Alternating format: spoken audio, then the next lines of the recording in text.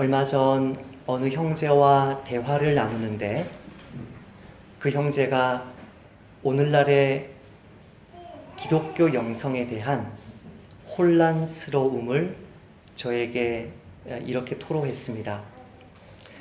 저는 저희 교회에 제자 훈련을 받고 싶은 마음이 없습니다. 제자 훈련을 받았다는 사람들이 그렇게 서로 싸우는데 제가 무엇을 기대할 수 있겠습니까? 성경 지식을 많이 배우고 10년, 20년 여러 훈련 프로그램들을 수료한 사람들이 그렇게 싸울 수 있다는 그 사실이 혼란스럽다는 것입니다. 그런데 맥체인 표를 따라서 읽었던 나그네 교회 성경 읽기에서는 성경 읽기의 목적이, 하나님의 말씀을 배우는 목적이 그것이 아니라고 말을 합니다. 사도 바울이 이렇게 말합니다. 우리가 다 수건을 벗은 얼굴로 거울을 보는 것 같이 주의 영광을 보매 그와 같은 형상으로 변화하여 영광에서 영광에 이르니 곧 주의 영으로 말미암음이니라. 성경을 읽는데, 하나님의 말씀을 배우는데, 설교를 듣는데, 말씀 기도를 하는데 그것이 어떤 결과를 만들어냅니까? 그분과 같은 형상으로 우리를 변화시켜서 영광에서 영광으로 이르게 한다고 이야기합니다. 우리는 질그릇인데, 우리는 깨어지기 쉬운 사람이요, 상처가 많은 사람이요, 자라면서 환경적으로 여러 가지 많은 부정적인 영향을 받은 질그릇인데, 하나님의 말씀을 듣고 배우고 훈련하니까 그분의 형상으로 변화되어서 질그릇과 같은 죄인에 불과한 나를 통해 사람들이 예수님을 보게 되는 이것이 성경 읽기의 목적이라고 이야기합니다. 기독교 영성의 핵심은 죄인 되었던 우리를 하나님이 찾아와 주셔서 그분의 백성으로, 그분의 자녀로 껴안아 주신 그 하나님의 사랑으로 감동하고 변화받아서 그 주님의 모습으로 내 이웃을, 내 형제 자매를, 내 가족을 사랑으로 품어주는 것입니다. 그 참된 기독교 신앙에 여러 가지 요소들이 있는데, 오늘은 잠언에서 두 번째로 말에 대해서 이야기합니다. 어느 왕이 신하 두 명에게 각각 다른 임무를 줬다고 합니다. 한 명에게는 이렇게 명령했습니다. 세상에서 가장 선한 것을 찾아와라. 또 다른 신하에게는 이렇게 명령했습니다. 세상에서 가장 악한 것을 찾아와라. 한 신하에게는 가장 선한 것을 찾아오라고 하고 다른 신하에게는 가장 악한 것을 찾아오라고 했는데 두 사람이 발견한 것이 똑같았답니다. 바로 사람의 혀였답니다. 사람의 말은 죽은 사람을 무덤에서 불러낼 수도 있고 산 자를 땅에 묻어버릴 수도 있다. 소인을 거인으로 만들 수도 있고 거인을 완전히 짓밟아 없애버릴 수도 있다. 그리스도인의 참된 영성, 죄인 되었던 우리를 찾아와 주셔서 그리스도의 대속 죽음이라는 완전한 죄사함이라는 이 하나님의 손과 그 사람을, 한번 구원한 사람을 영원히 버리지 않으심으로 하나님의 자녀로 예수님 닮게 만들어주시는 성령의 내주하심이라는 이 손으로 우리를 껴안아 주신 그 하나님의 사랑으로 우리가 속해 있는 가족들, 교회 성도들, 세상 사람들을 뜨겁게 껴안고 살아야 된다는 이 기독교 영성의 핵심이 우리가 쓰는 말에, 우리가 사용하는 혀에 좌우된다는 것입니다. 오늘 본문에서 첫 번째로 이야기하는 것은 그것입니다.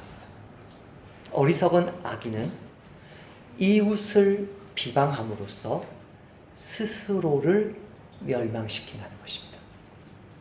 잠언 10장 8절 말씀을 제가 한번 읽어보겠습니다.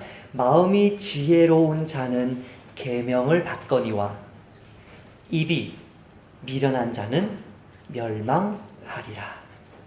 잠언 10장 14절에서요. 지혜로운 자는 지식을 간직하거니와 미련한 자의 입은 멸망에 가까우니라. 12장 13절에서요.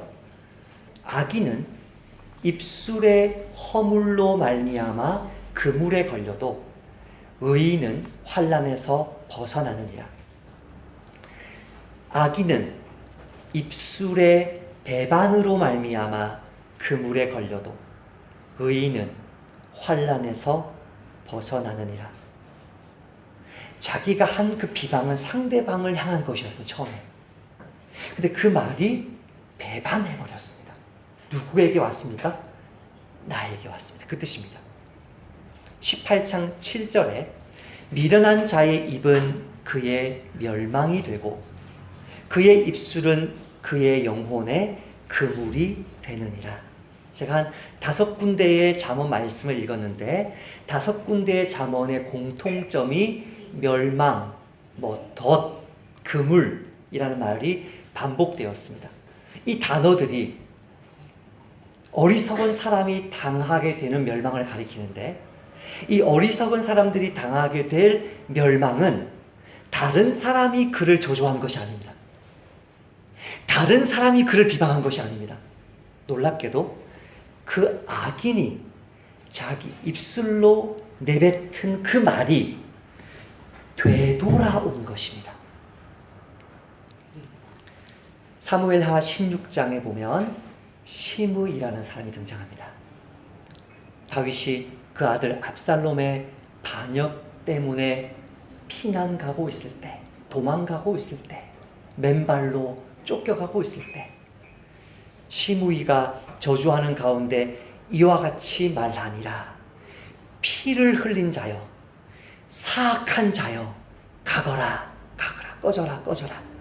자, 이 피를 흘린 것이 도대체 무슨 피를 흘렸다는 것입니까? 다윗이 무슨 사악한 행위를 했다는 것입니까? 지금 이 피를 흘린 것이 하나님의 나라를 세우기 위해서 성전을 버린 것이라면 말이 되지요. 하나님도 그렇게 말씀하셨으니까. 그러니까 너는 성전을 짓지 못한다. 너가 성전을 지어버리면 열방에 있는 열국들이 내가 전쟁의 신이라고 오해하니까 우리 오해는 피하자. 그 말씀이라고 생각할 수 있죠. 시므이는 그렇게 비난한 것이 아닙니다. 시므이가 저주하는 가운데 이와 같이 말하니라. 피를 흘린 자여, 사악한 자여, 꺼져라, 꺼져라. 사울의 족속의 모든 피를 여호와께서 내게로 돌리셨도다. 다윗이 사울의 집안에 피를 흘렸다고요? 다윗은요, 죽일 찬스가 무수히 많았음에도 불구하고 죽이지 않은 사람입니다. 여호와가 기름 부은 자를 내 손으로 칠 수 없다. 치려다가 옷 하나 자르고 그것 때문에 어마어마하게 씨름했던 사람입니다. 얼마나 하나님을 경외하면 자격이 없는 부모인데 그가 부모라는 이유만으로 한번 마음속에 미움을 품었다가 어마어마하게 뒹굴었던 사람입니다. 회개하는 가운데. 그런데 다윗에게 사울의 족속의 모든 피를 내게로 돌리셨도다.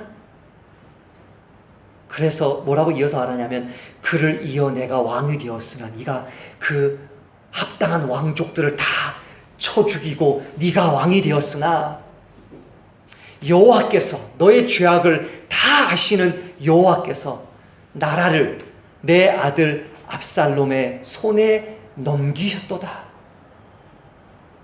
보라, 너는 피를 흘린 자이므로 화를 자초하였느니라. 정말 역설 아닙니까? 누가 화를 자초했습니까?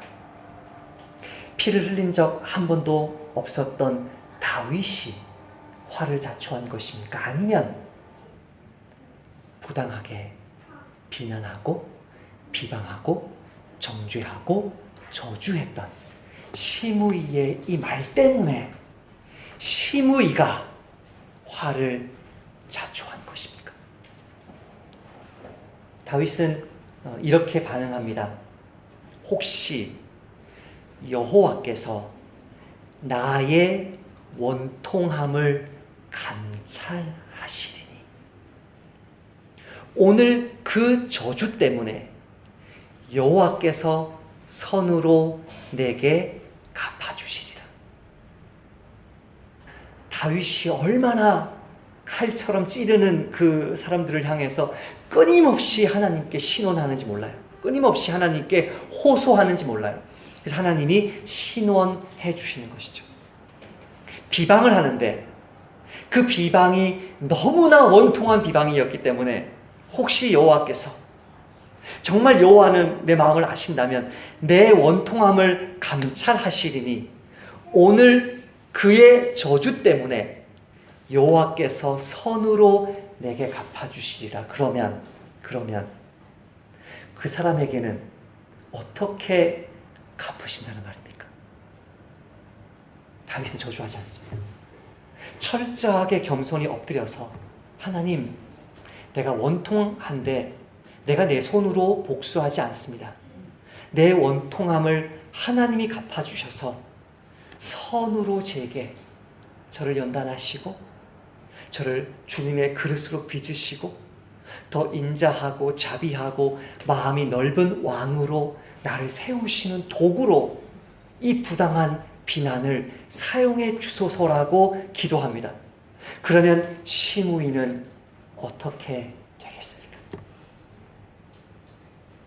따라서 합시다. 부당한 저주는 부당한 비난은 반드시 되돌아온다. 평생 잊지 마시기를 권면드립니다. 예수님의 경고는 더 구체적입니다. 마태복음 5장 22절에 예수님이 이렇게 말씀하십니다. 내가 너희에게 이르노니 형제에게 노하는 자마다 심판을 받게 되고 형제를 대하여 라가 멍청이 라고 하는 자는 공회에 잡혀가게 되고 미련한 놈이라 하는 자는 지옥불에 들어가게 되리라.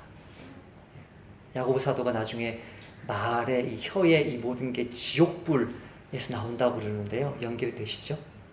마태복음 12장 36절에서는 이렇게 말씀하세요. 내가 너희에게 이르노니 사람이 무슨 무익한 말을 하든지 심판 날에 이에 대하여 신문을 받으리니 너의 말로 의롭다 함을 받고 너의 말로 정죄함을 받으리라.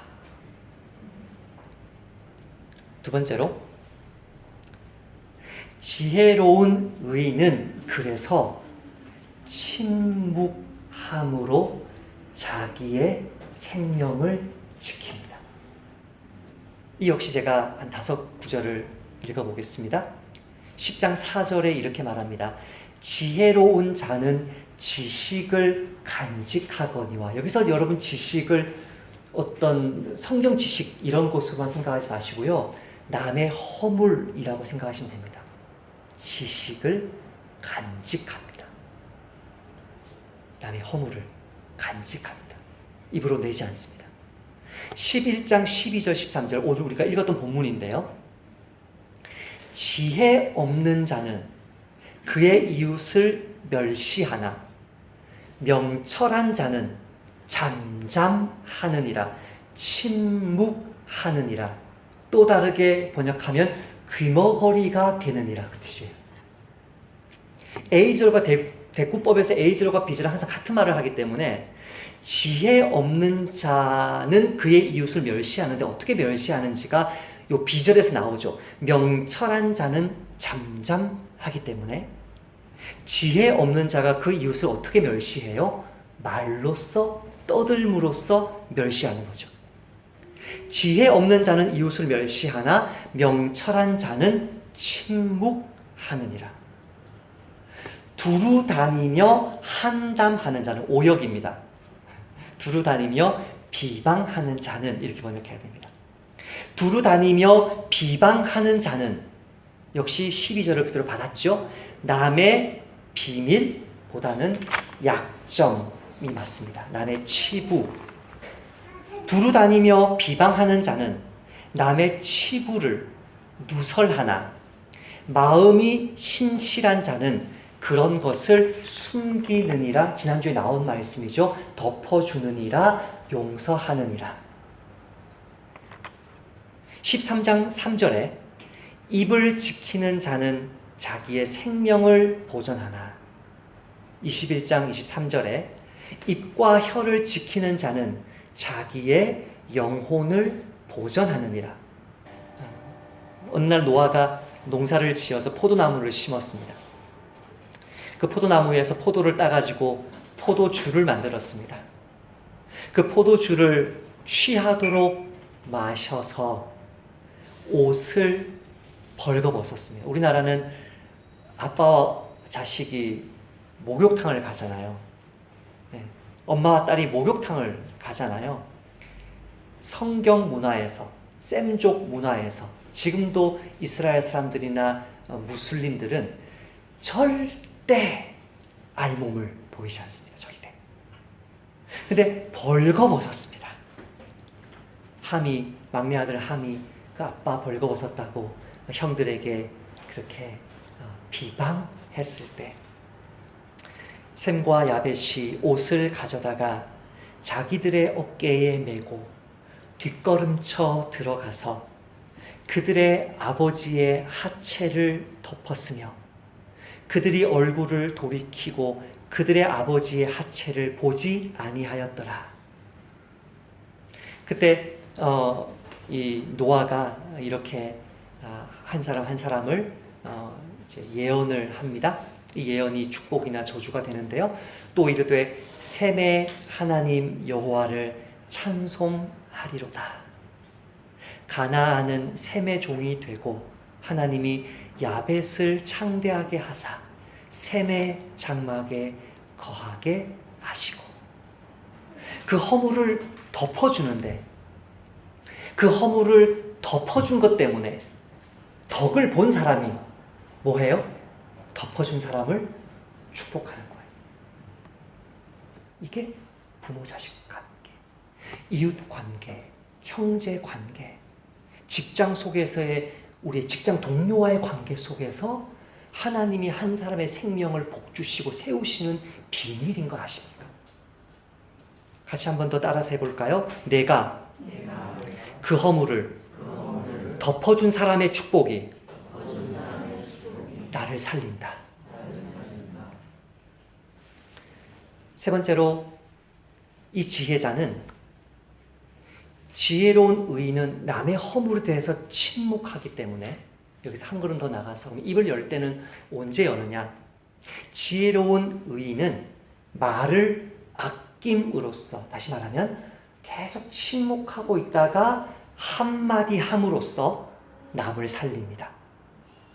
12장 18절 말씀 많이 오해되는 구절인데 제가 한번 읽어보겠습니다. 12장 18절 말씀 칼로 찌름같이 수다 떠는 자가 있거니와 제가 개인 번역을 했습니다. 칼로 찌름같이 수다 떠는 자가 있거니와 지혜로운 자의 혀는 치료제와 같으니라. 우리는 칼로 찌름같이 함부로 말하는 자가 있다 그래서 이게 갑자기 한마디를 비수처럼 꽂는 사람을 우리는 많이 생각합니다. 근데 이 구절을 잘 보세요. 이 구절의 문맥은 그런 문맥이 아닙니다. 말하지 마라. 침묵해라. 말을 조금만 해라.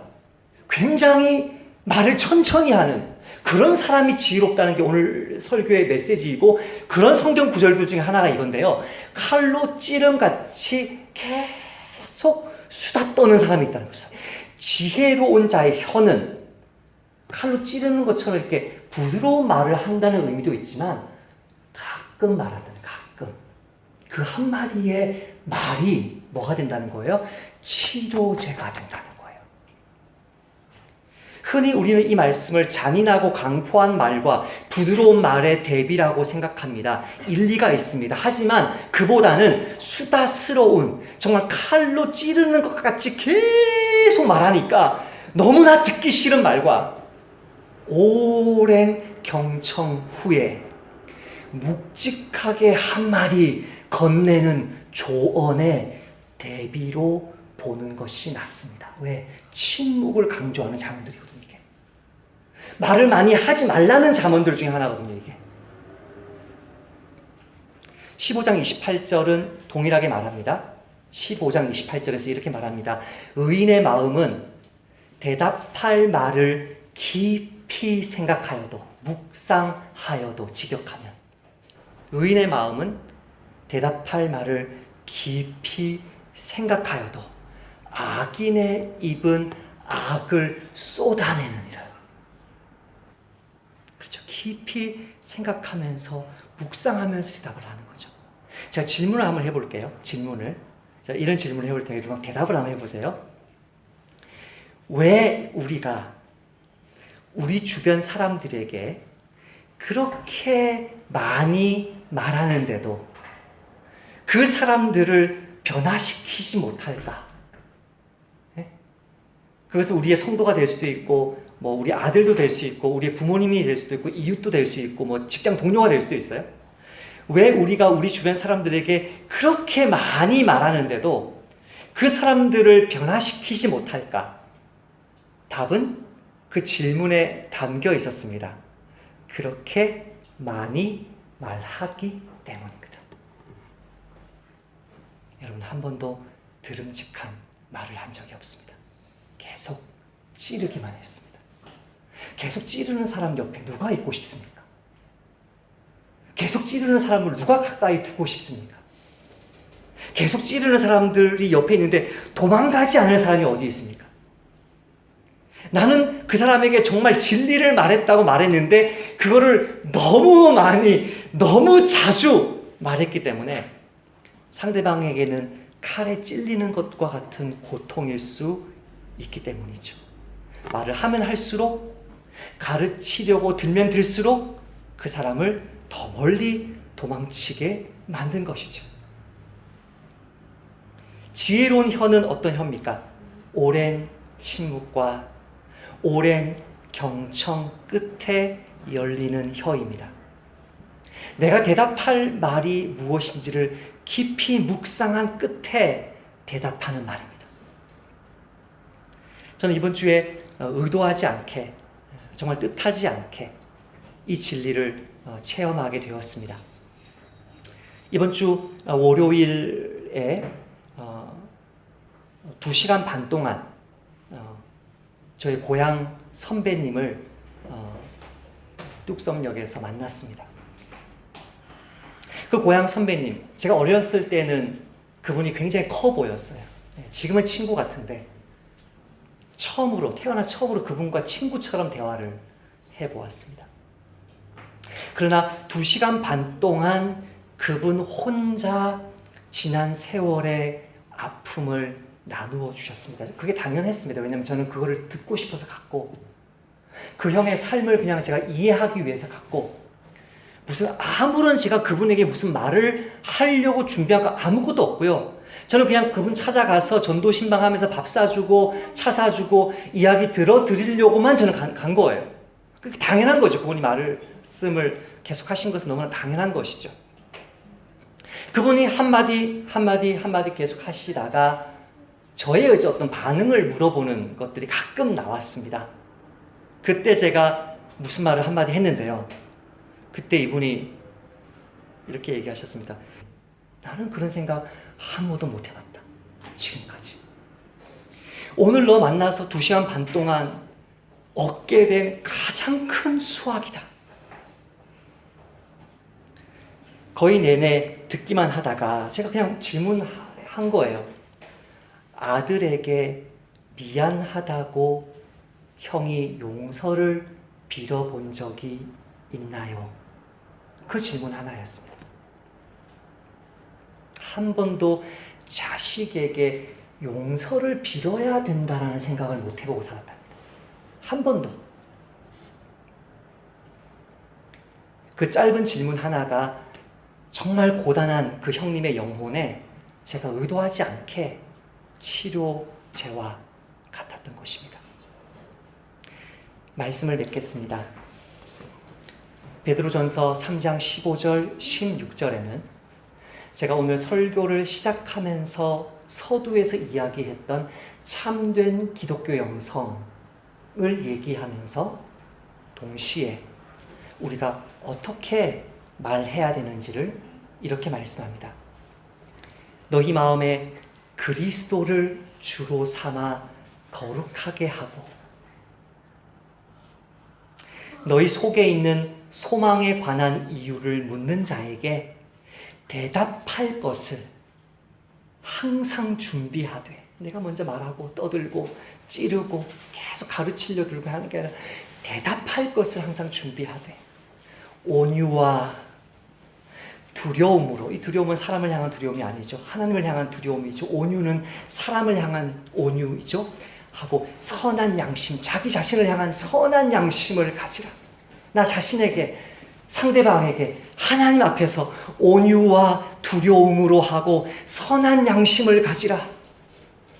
이는 왜냐하면 그리스도 안에 있는 너희의 선행을 욕하는 자들로 그 비방하는 일에 부끄러움을 당하게 하려 함이라. 십자가에 달려 죽으시기까지 온갖 비방을 당하시면서도 끝까지 침묵하셨던 그 그리스도 예수를 주님으로 삼아 우리 삶을 거룩하게 지켜내고, 당신의 이름을 불렀던 그 강도를 향해 마침내 입을 열어서 그 영혼을 지옥의 고통에서 건져내는 치료제가 되어주셨던 예수님의 선행을 본받아 이 한 주도 저와 여러분의 가정과 직장과 교회에서 원수 마귀와 그 제자들의 그 어떤 비방에도 아무런 흔들림 없이 낙심 없이 주 예수님을 뒤따르는 나그네 교회 되시기를 축복합니다. 주님 감사합니다. 이 말씀이 우리 마음에 양약이 되고 치료제가 되어서 하나님을 경외하는 그리스도의 그 어마어마한 사랑받은 자로서 그리스도를 주님으로 모시고 살고 그리스도의 선행을 본받아 살기 위해서 그리스도 안에 매 순간 머무는 이 참된 기독교 영성을 내 입술의 말과 혀로 아름답게 열매 맺는 나그네 교회 모든 식구들 되도록 은혜 베풀어 주옵소서. 예수님의 이름으로 기도하옵나이다. 아멘.